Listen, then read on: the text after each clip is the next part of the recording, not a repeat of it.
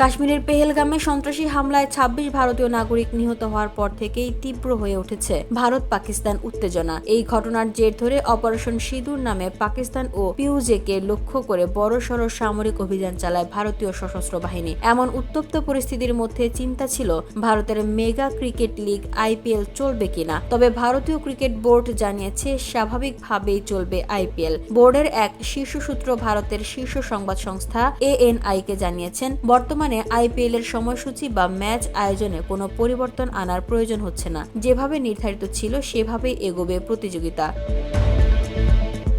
সর্বশেষ এই সামরিক অভিযানে ভারত বাহওয়ালপুর, মুরিদকে ও শিয়ালকোট সহ পাকিস্তানের 4টি এবং পিউজেকের 5টি টার্গেট ধ্বংস করেছে। লক্ষ্য ছিল জৈশ-ই-মোহাম্মদ ও লস্কর-ই-তৈয়বার শীর্ষ নেতারা। ভারতীয় সেনা, নৌ ও বিমান বাহিনী যৌথভাবে এই অভিযান সম্পন্ন করে। তবে যুদ্ধ পরিস্থিতি মাথাচাড়া দিলেও ইতিহাস বলছে IPL-কে থামানো কঠিন।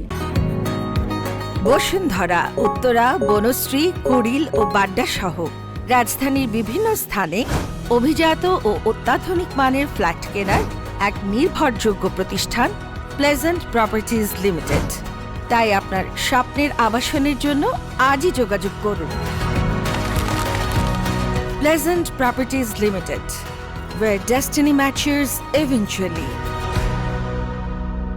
২০০৯ সালে লোকসভা নির্বাচনের কারণে এটি হয়েছিল দক্ষিণ আফ্রিকায়। ২০১৪তেও প্রথম ভাগ হয় সংযুক্ত আরব আমিরাতে। করোনা মহামারীর সময় ২০২০ ও ২০২১ সালে আবারও আমিরাতে সরিয়ে নিতে হয় IPL। তবে ২০২৩ সাল থেকে পুরোপুরি ভারতের মাটিতেই ফিরেছে জনপ্রিয় এই লিগ। সেই ধারা অব্যাহত রেখেই ২০২৫-এর আসরও এগিয়ে চলেছে পূর্ব নির্ধারিত সময়সূচি অনুযায়ী। এদিকে মঙ্গলবার রাতে মুম্বাইয়ের ওয়াংখেড়ে স্টেডিয়ামে জমজমাট ম্যাচে মুম্বাই ইন্ডিয়ান্সকে ৩ উইকেটে হারিয়েছে গুজরাট টাইটান্স। ১৫৬ রানের লক্ষ্য তাড়া করতে গিয়ে শুরুটা ভালো হলেও বৃষ্টির কারণে দুইবার খেলা থামে। শেষ ওভারে ১৫ রান দরকার ছিল গুজরাটের। রাহুল তেওটিয়া ও জেরাল্ড কোয়েটজির ব্যাটিংয়ে শেষ বলের রোমাঞ্চে জয় পায় গুজরাট। এই জয়ে ১১ ম্যাচে ৮ জয়ে ১৬ পয়েন্ট নিয়ে শীর্ষে আছে গুজরাট। ১২ ম্যাচে ১৪ পয়েন্ট নিয়ে চতুর্থ স্থানে মুম্বাই। তাদের ৬ ম্যাচের জয়ের ধারাও থেমে গেছে এই পরাজয়ে।